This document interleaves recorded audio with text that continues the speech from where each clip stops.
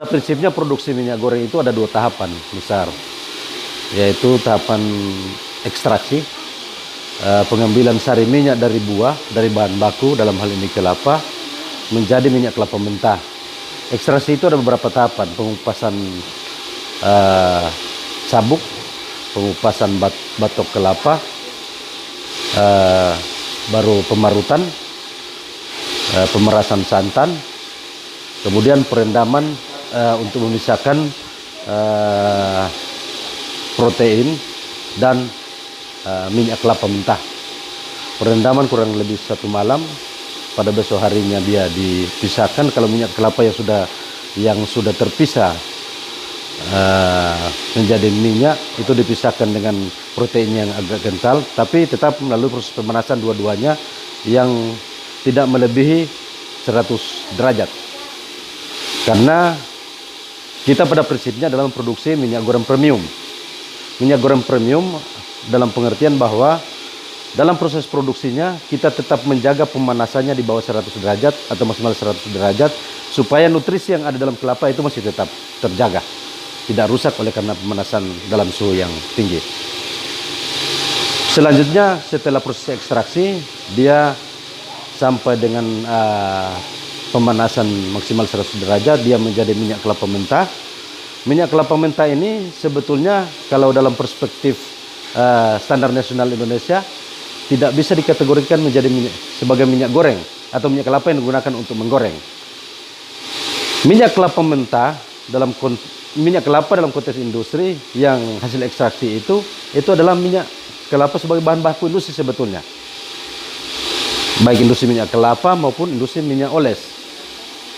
Kapan minyak kelapa mentah atau crude coconut oil ini menjadi minyak goreng? Maka dia menjadi minyak goreng menurut standar nasional Indonesia ketika dia harus sudah melalui proses perbaikan kualitas, minimal adalah proses pemurnian. Pemurnian itu pun ada beberapa tahap. Pertama adalah netralisasi, yaitu pengangkatan asam lemak bebas. Asam lemak bebas itu yang kebanyakan menyebabkan penyakit kolesterol dan lain sebagainya. Setelah pengangkatan lemak bebas, dia juga adalah pembersihan melalui proses netralisasi dan penghilangan bau, rasa, kemudian warna. Dua tahapan ini kami telah lakukan melalui proses filterisasi. Sebetulnya ada satu tahapan, yaitu penghilangan bau dan rasa, itu yang butuh peralatan yang sangat besar, yang sangat besar nilainya, nominalnya, yang sulit memang kami jangkau sebagai IKM. Ini sementara berjuang untuk memohon bantuan pemerintah, baik pemerintah daerah kabupaten maupun pemerintah daerah provinsi. Tempat menampung bahan baku, mengupas batok, karena dari petani kita sudah menerimanya dalam bentuk yang sudah dikupas sabuknya. Kita menerima masih dalam bentuk kelapa yang belum dikupas batoknya, karena itu kami persiapkan mesin untuk mengupas batok kelapa atau tempurung kelapa. Ini area terminal penyiapan bahan baku. Setelah dikupas batoknya, bahan kelapanya atau daging kelapanya dicuci pada air yang harus hidup, jalan terus. Sebetulnya area ini belum ideal karena keterbatasan anggaran kami pribadi. Sebetulnya kami harus tempatkan di bagian belakang kalau untuk terminal supaya tidak mempengaruhi udara di tempat produksi. Setelah kita kupas batoknya, dicuci pada air yang hidup, yang jalan terus, baru kita masukkan ke daging kelapa, kita masukkan ke mesin pemarut dan pemeras.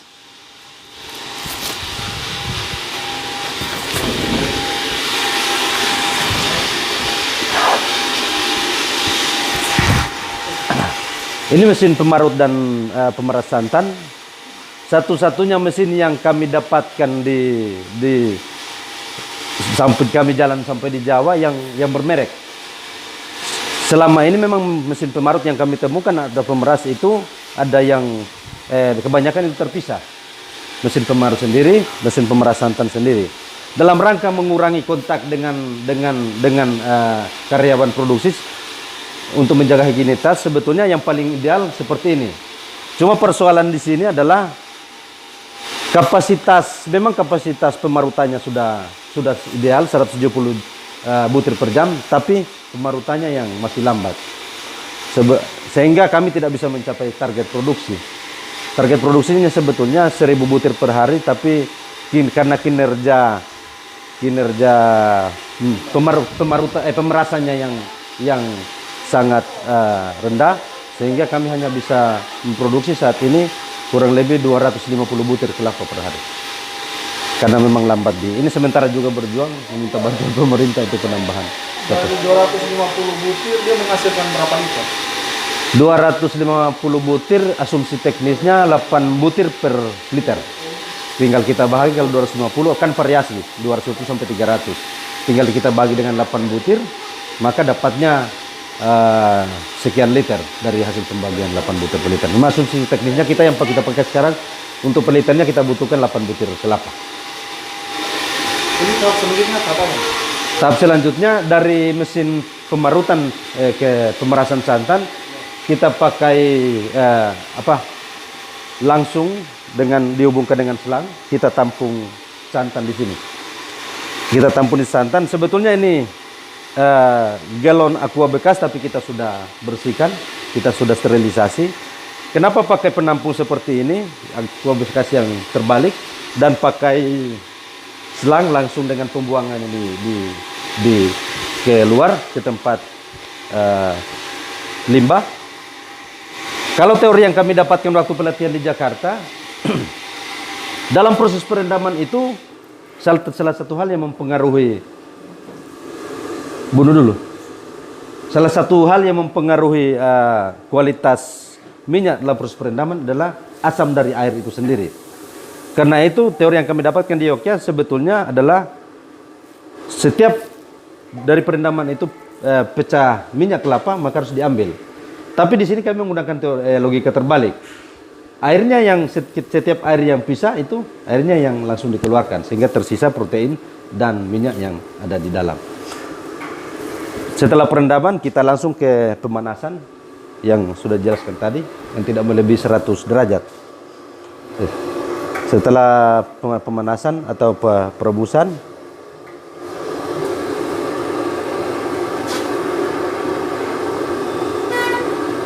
dari sini kita ke proses netralisasi, pengangkatan asam lemak bebas. ini mesin. Iya, mesin. Ini sebetulnya dia pakai mixer sini, kepala mixer. Jadi kita tampung sini. Proses netralisasi memang membutuhkan pemanasan, tapi dia pemanasan dia maksimal 100 derajat juga. Jadi kita mengangkat asam lemak bebas dari minyak kelapa melalui proses netralisasi. Karena pertama, proses netralisasi adalah tujuannya untuk mengangkat asam lemak bebas yang terlepas dari ikatannya. Asam lemak bebas itu adalah penyebab utama dari ketengikan minyak. Kemudian di sisi lain, dari sisi kesehatan memang tidak baik, karena menyebabkan penimbunan lemak dalam tubuh, yang menjadi salah satu penyebab dari penyakit, salah satunya adalah kolesterol yang imbasnya ke jantung dan sebagainya. Setelah proses netralisasi kita lanjut ke proses filterisasi atau penyaringan. Baik mesin netralisasi dan mesin penyaringan itu sendiri kita memang merakit secara sendiri. Desainnya dari saya dan dikerjakan oleh tenaga teknis bengkel. Selanjutnya setelah kita filterisasi, kita lanjut ke pengemasan, ruang pengemasan.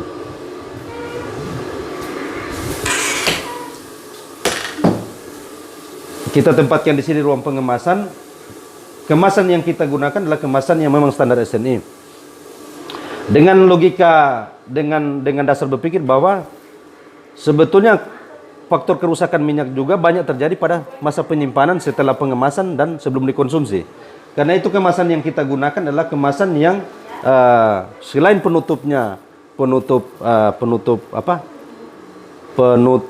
yang punya segel, juga kita bantu dengan segel plastik untuk menghindari proses keluar masuknya udara. Karena salah satu penyebab ketengikan minyak kelapa selama masa penyimpanan adalah proses oksidasi. Karena itu kita buat semaksimal mungkin supaya penutup dari kemasan plastik itu harus vakum. Tidak memungkinkan udara bisa keluar masuk.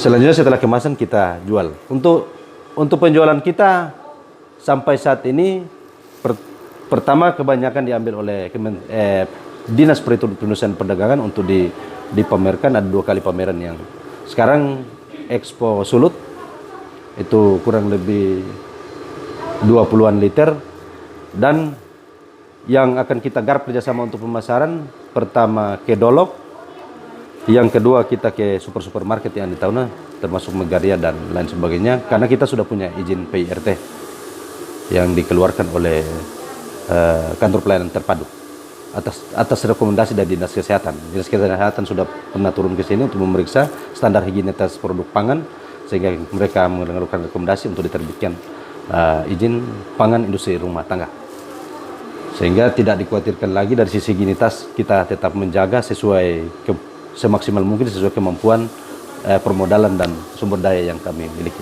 Kita baru memulai kurang lebih 1 bulan ini. Kita masih sementara membuat hitungan-hitungan teknis tentang penetapan harga satuan per liter. Untuk sementara yang kami jual, kalau untuk kepentingan promosi itu kami hanya berikan 20.000 per liter. Tapi kalau untuk kepentingan komersil dipasarkan kepada reseller, kita kasih 22.000. Kami tidak tahu apakah mereka menjualnya berapa. Kenapa kami jual seperti itu?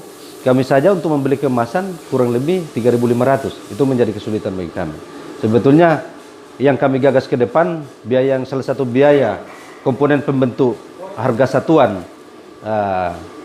penjualan itu adalah kemasan.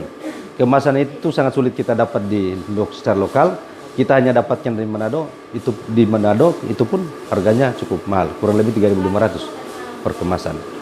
Maka ketika harga pembelian bahan baku yang menghasilkan per liter kurang lebih 8 sampai 10 biji, ditambah 3.500 sudah di atas 10.000, kurang lebih 12 sampai 13, ditambah lagi biaya karyawan dan biaya lain-lain. Itu kalau kita patok harga di posisi 15.000 memang sangat rugi.